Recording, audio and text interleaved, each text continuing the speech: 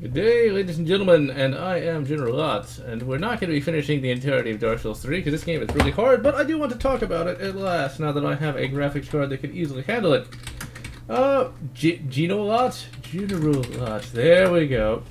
Essentially, I want to discuss this game. It's a very interesting game. Now, of course, I'm recording it at 30 FPS. Why? Because this thing gets shit frame rates for 60. And I've got a graphics card that is more than capable of running this thing, and yet it still runs like crap. So I'm not really sure why that is, other than the fact that this particular game is a really bad PC port. I mean, like, and you thought that fucking Dark Souls 1 was a bad PC port. Ladies and gentlemen, this thing is just about as bad, if not worse, in some respects. The fact that it's locked at 60 FPS is hilarious because it never reaches it. And sometimes the game just tanks for literally no reason. So what I've done is I've gone in with fraps here and I've locked it to 30 FPS so we can at least have a consistent frame rate. But the funny thing is, like, it just runs so bad at times. Now with my GTX 760, now this is the funny thing. I thought that my graphics card wasn't powerful enough for it. So my GTX 760, I was like, okay, you know what? Maybe it's just an old graphics card. It can't run it, yada. No, I get the same performance out of the RX 484GB that I do out of this one. But, you know, it's just minor technical issues. And even like with this, I'm still getting a frame rate drop now and again. And this is just at 30. Now, there's supposed to be a way to lock that to 30, but my PC level abilities aren't good enough, I guess, to find where you're supposed to do that. I think you have to go in and configure some driver. I think there's a way to configure it with the AMD Gubbin program, but I'm not finding it. So ultimately, though, I'm getting a much more consistent performance with it locked at 30. But one thing I didn't know is that the console versions for the Bone and the Piss Poor actually run it at 30, and apparently it tanks time and again on there. So it looks like the PC Gaming Master Race still reigns supreme. But yes, ladies and gentlemen, what about the old Souls 3? Well, for one, it's a little harder than Souls 1, but not quite as annoying as Souls 2. When I first started playing this game, I thought it was easier than some of the previous games, but it's really not easier. There's some bosses that have some bullshit about them, which is kind of annoying, but, well, that's gonna happen with this game. He's like, right now it looks like I'm doing real good, right? But this is just the first boss. This guy's nothing compared to what we're gonna be facing later on. That's why I'm not gonna finish the game. But, well, not why I'm gonna finish the game on a playthrough, because it'd take 4 bloody ever. But see, look, the game doesn't look bad at 30 FPS, but I will admit there is a difference between 30 FPS and 60 FPS. Dark Souls 2 runs at 60 FPS, and it runs it well. I don't know why they decided to fire the guy who made that PC port. I guess he said something about the boss. But for whatever reason, you know, they fired him. I guess they did, or maybe he just moved on or something. But it's funny, because he did a good job, or they did a good job. But this one's just vastly inferior to what Dark Souls 2 is able to do. Now, I do not own Scholar of the First Sin, just because I didn't really like Dark Souls 2 that much, so I didn't bother getting the DLC or anything like that. So, what Dark Souls 3 is it's as good as Dark Souls 1 in terms of gameplay, but it's as bad as Dark Souls 1 in terms of PC portage. However, in some respects, it's worse than Dark Souls 1, mainly because there is no DS fix for this. There's no DS fix that you can just download, you know, and it makes the game work. Which is sad. I don't know what happened to the DS fix guy. Get back to work, dude! You are our PC slave. But yeah, you know, it'd be nice if there was a DS fix for this. See, look, another random frame rate drop to 29 frames. I do not understand it. It's just the game likes to chug sometimes. And it's not my recording, because I can record this, you know, as high as the frame rate for this game ever gets. So I do not know why this game does not run good. But I do know it's fun. See, that's one of the big problems, you know, with modern day gamers today, is that, you know, they like to complain about the different technical aspects of the game and not really just focus on what it is as a game. A good example of this, or at least the one that I'm reminded of, is Diablo 3. Diablo 3, you know, you look on Amazon, you see all these really low reviews. It's like, it's the worst game ever, man. When in all reality, Diablo 3 is not that bad of a game. In fact, having played Diablo 1 and 2 prior to 3, as you would expect, I found Diablo 3 to be pretty bloody good. It was a fun little game. It wasn't as good as Diablo 2, I thought. But, you know, the DRM, while of the greatest shittiness there ever was, well, that didn't really affect the game all that much. And to be perfectly honest, it was a lot of fun to play it co-op. But yeah, I always love how, I know this is an enemy because it has the little snake things. But, yeah. We have to do it anyway, because that's just the way it goes. Ooh, can we hit him while he's trying to get up? Yeah, fuck you, dude! Fuck you! Oh, great, he's gonna get me! No, he's not. There we go. But, yeah. As we can already tell from just the way this game starts up, this is a little better than Dark Souls 2. Because in Dark Souls 2, you had a really lackluster beginning. You know, Dark Souls 1, you started up, immediately you had to fight the Asylum Demon. And Dark Souls 2, you start up and you immediately see some old women, you know? And that's an interesting way of starting it. But it just kind of, it takes too long to get going, and it's already kind of boring. That doesn't mean, you know, I'm one of those people that has a low attention span and all the rest, and that hurt. Low attention span or anything like that. It's just, well, when you expect Dark Souls, you want a challenge when it starts up. And it really wasn't that big of a challenge, you know? It was just sort of, yeah, the game started, have fun. Have fun with what? Yeah, I can see what Total Biscuit says when he says that 60 FPS is better than 30.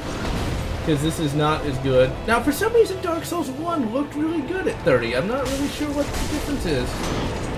I guess I do feel sorry for the console people who all they get is 30 FPS, because when you actually run in this just about 10 frames higher, it looks a little better. Now, I can get 60 FPS sometimes in the game, but I don't know. But see, like, this guy's pretty easy, you know. Oh, but the thing is, the ease of defeating bosses ends pretty much after this guy. This guy, he's kind of believable, but after you kill him, it gets a little harder as time goes. I'm just saying. By a little harder, I mean a lot harder. That's really because the bosses use a lot of gimmicks. We'll probably fight that tree guy. But that tree guy, fuck that guy. I actually stopped playing this game because that tree guy pissed me off. We'll see him soon. But yeah, the bosses have a lot of gimmicks. They're able to do things I don't remember them being able to do, like being able to hit behind them. It's like, well, that's kind of like my entire thing there, of circle behind him. Now, playing as the knight is actually a lot easier in this particular version, in this particular game, because you get your ass moving in this one. He moves pretty fast, despite wearing all this armor, as you just saw, you know. Because look at the roll there. Now, Dark Souls fans will know what I'm talking about when it comes to the roll, but the roll's pretty good. He can move pretty fast compared to what a knight used to be able to do. Because back in the day, you hit the B button, he just kind of flops on the ground. Like, literally, it's the most hilarious shit ever. Oh, I didn't knock him. Oh, he's just standing on an invisible wall. But yeah, like, these guys are kind of cool to fight. They look like little mini Grim Reapers. But this game already starts up a lot better, you know? And the story for this game is fairly interesting. I'm surprised, I really am, that they wanted to make a last Dark Souls game. Now, From Software, as we know, is not the most generic company there ever was. And while I don't necessarily think... Well, actually, I think it's the dumbest idea ever, but I still kind of respect them for it.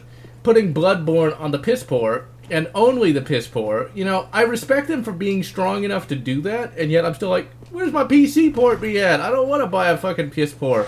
Although I guarantee you, if I ever get a modern day console, like I get the money to buy a modern day console, which, you know, that may happen this year, I will definitely consider getting a piss poor just to play that one fucking game. But think about this for a minute. From an economic standpoint, that sounds as dumb as shit. It's like, okay, I'm going to buy a console upwards of $300 to play one fucking game. But people do it. I should know. I'd be one of them at times. Okay, I've got to put away, like, the sword. Because if you talk to... in one of my playthroughs, I killed her by accident. I swear I did. Ooh, I can actually activate Firelink Shrine here. I like the fact that you have fun. I'm very nostalgic for Dark Souls 1. It's still my favorite game. It's one of my favorite games in general, actually. Let's save here. But this game also has some of my pet peeves from Dark Souls 2.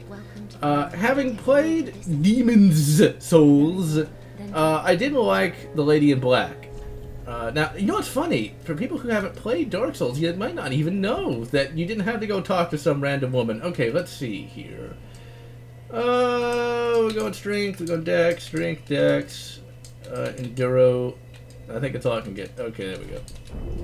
Because I find that magic works and all that other works, but the easiest thing to do is literally just to play as the Knight. Okay, let's save again, because I kind of was thinking along the lines of like, let's see, I gotta try to remember where to go after this, because I haven't started the game again in a little while. Because I'm still doing another playthrough entirely as a knight character. So I'm just like I'm programmed to go to that fucking bonfire there and just teleport out. But where the hell do we go? Well, this is also where all the people will be once we find them. The merchants are decent enough, but since all I do is the stabby, they're really not that useful to me. Let's see. Oh yeah, I think we do teleport out. I think that's another thing you didn't have. High wall. Yeah, okay, we just teleport straight to High Wall of Lothric. But that's another thing you didn't have in Dark Souls 1, is you couldn't teleport anywhere until later on in the game. You had to defeat Ornstein and Smough. There's so much about Dark Souls 1 that is so different from the other Dark Souls games.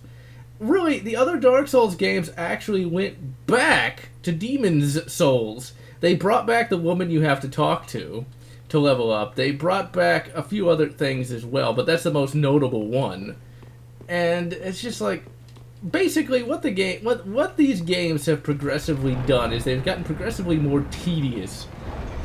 You know, it's like in Dark Souls, if you want to level up your Estus flask, you go to one person. That's it. If you want to level up your Estus flask, you have to like spend humanities and stuff like that. Here you have to find Estus shards. That's from Dark Souls 2. If you want to level up at all, you got to go talk to somebody. In Dark Souls 1, it was just you just go to the bonfire, done.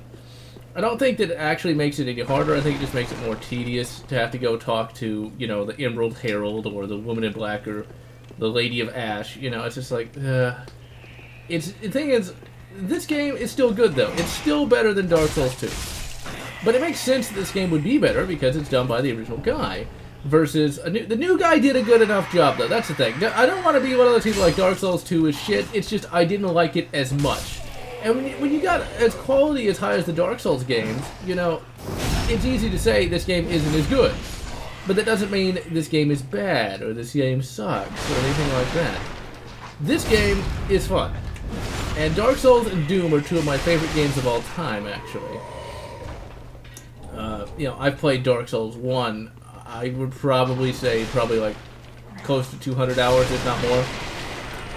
You know, just because it's that fun in terms of gameplay and story. The story of these games are really, really good, you know. And even though we're playing it at a mere 30 FPS, it just dipped down to 28 for some reason. Because, like, even if it is just not necessarily the most technically complex games, the games are still very enjoyable. And the story, like I said, you're seeing the story all throughout the game. Yeah, it doesn't necessarily have, you know, epic cutscenes or anything like that. But it's a story that doesn't necessarily require such a thing. Let's see, am I going to be able to hide here? Yeah, I can. Okay, yeah, he can't get to me up there. I have not been able to kill that dragon yet. I've never been able to kill the dragon. Oh crap, no! Run, get through the flames! Ah! Aren't I technically on fire all the time? Let's see, but yeah. One of the oh, this is, we're going to be seeing the new, he isn't the new Black Knight like I thought he was. There are Black Knights in this game. But we'll also see one of my major problems with Dark Souls 3 is that some of the enemies are just a little too fast. Like this guy. Look at how fast he's fucking moving. And it's not because I'm going that much slower, it's just because he's going that fast. And I'm stuck in a wall.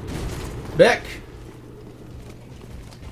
So you have to have really good reflexes to fight some of these pieces of shit. And I guess that's not a bad thing, but at the same time it is kind of annoying. Backstab's much easier in this game. Much, much easier in this game. At least from my perspective. I don't know how much better parrying is in this game, just because I've never been able to pull off any parries. I just don't have the reflexes for that. I just can't do it.